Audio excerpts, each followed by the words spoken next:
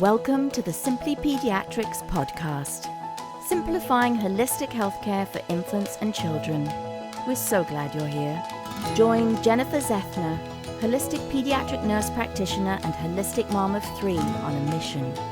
Listen in as she shares the answers to the most asked questions from parents in her practice every day and offers parents practical strategies and actionable steps to support their child's health and well-being. Enjoy this insightful episode of the Simply Pediatrics Podcast and stay tuned for more information at the end of the podcast. Hi, I'm Jennie Zethner. That's right, I'm here in my car. I don't know about the rest of you, but I find sitting in my car to be very peaceful. It happens to be one of the quietest places I have in my life. I have 3 children. I work full time. I'm busy like the rest of you, and I really would like to share information, and doing it from my car is most convenient. So I'm going to ask you to please forgive if there's any commotion behind me, any beeping, any dogs barking, ambulances, fire trucks, etc. I'll do the best I can to find quiet places. I assure you I will never be driving my vehicle when I speak to you. I will always be pulled over and parked. I am typically parked waiting for one of my children to come out of an event or something. So that is what I'm doing with my time here. And I look forward to sharing information with you. And again, forgive me for being a little unprofessional being here in my car, but I hope it works. And with that, let's get started. Today's episode, pre-birth appointments. Hi and welcome. I'm so happy to be here with you today. I'm going to talk about your pre-birth appointment with your pediatric provider and some of the questions I commonly get from families when they come in for their pre-birth appointment with me.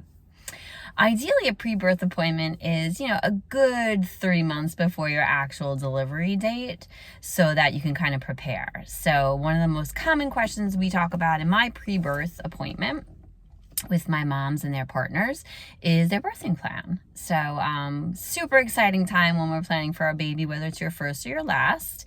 I love meeting with new parents, and the birthing plan is super important. Most of the moms and partners I meet are, attempting to have a natural birth, and the most ideal way to get this done is to take a birthing class. So there's many different birthing classes out there.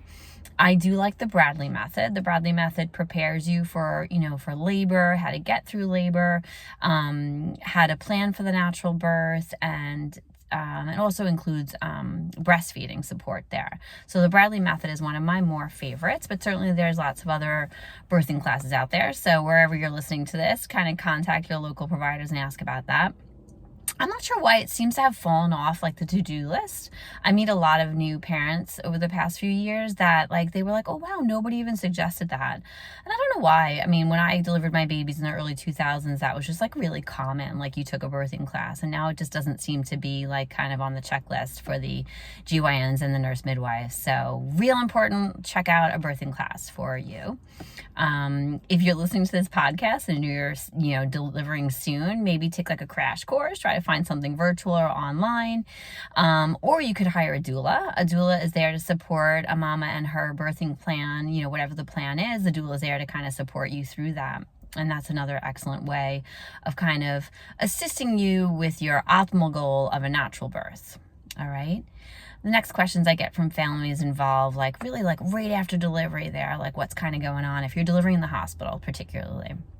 A home birth is going to be completely different experience, but in the hospital, most of the states in the country, here in New York, standardly given, really within the first 24 hours after a baby's born, is a vitamin K injection.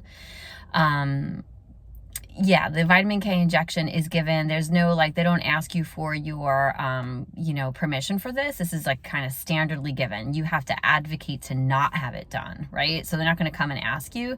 This is one of those standard procedures that if you don't want it, you need to advocate for your baby and say, no, thank you.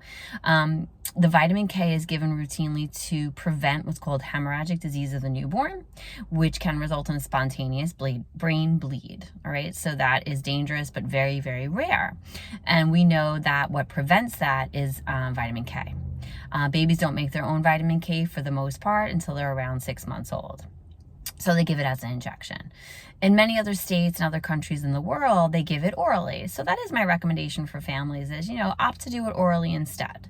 And that I would direct you back to your midwife or your GYN for further guidance. I will have a link at the bottom of this podcast as to one of the vitamin Ks I recommend for families. You should show up at the hospital with it so that you're prepared there, so that they don't kind of give you a difficult time with that. That's something that you would administer. The hospital's not going to have that for you. All right. The next is the eye ointment.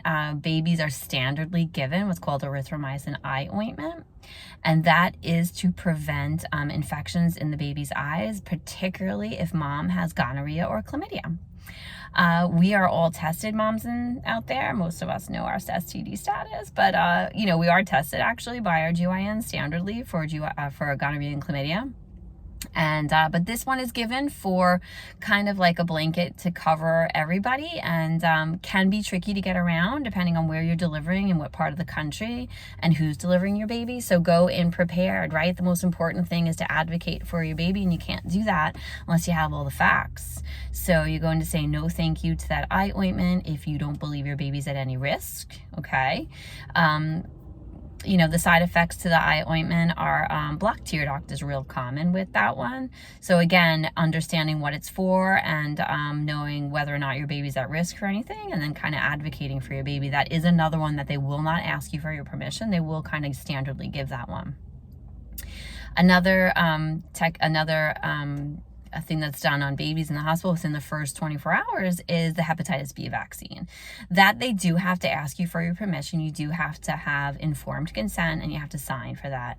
My recommendation for families, whether you're opting to vaccinate or holding off vaccines or delaying vaccines, is to really not give that one on the day of birth. There really is no real reason to give a hepatitis B vaccine on the day of birth. They routinely give them at that time, but you can certainly opt out and say you're going to talk about it with your pediatrician. The hepatitis B vaccine prevents hepatitis B. If mom has hepatitis B, it can prevent it from transferring. Moms are checked for that. Most women know what their status is. Otherwise, really, hepatitis B can only be contracted from abusing IV needles or from unprotected sex. So clearly our newborns are not at a high risk for this one. Cord clamping. Discuss this with in advance, right? Moms and dads, not on the day of delivery, but discuss this with your OBGYN or your midwife, whoever's delivering your baby. Delayed cord clamping is beautiful and healthy for your infant. So discuss that with your provider, all right, if you would like to delay the cord clamping. So there does seem to be a bit of a movement across kind of in our area here in New York over the past 5 years, particularly since COVID, I guess, something called a free birth. So a free birth are my mamas and their partners who are opting to completely opt out of all medical intervention and deliver their baby at home, unassisted, purposefully unassisted. So many times babies are delivered unassisted just because their nurse midwife didn't get there on time, mom went into labor real quick, dad caught the baby, and then we go and we seek medical attention just to make sure mom and baby are okay. But there is a whole other movement of what's called free birth, where people are opting to not have any medical providers there for the delivery. And I really don't support this. I have seen now over the past few years some devastating effects, outcomes really from families delivering their baby at home without assistance. So if you're planning on that, or if you know of somebody who is, really have a discussion, with a medical provider, because it's not illegal. I mean, families can do this, but in my experience here, I have seen devastating outcomes, and I do not support this. You need to have a midwife, you need to have a doula, somebody there with some medical experience to assist for the health of the baby and the health of mom. All right, so at the end of this podcast, I will put some links for you in regard to that vitamin K, that hepatitis B, the eye ointment, and some cord clamping information. And I hope you enjoyed this podcast. That is it for now. Remember, your child's health is a journey, and you're doing an incredible job. Stay curious, keep learning, and I'll see you next time. Thank you for joining Jennie on the Simply Pediatrics Podcast.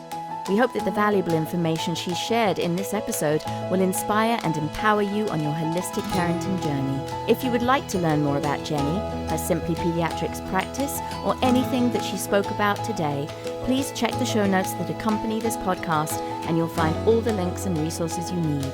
You can also sign up for the Simply Pediatrics mailing list so that you receive Jennie's weekly newsletters packed with vital information and holistic parenting gems.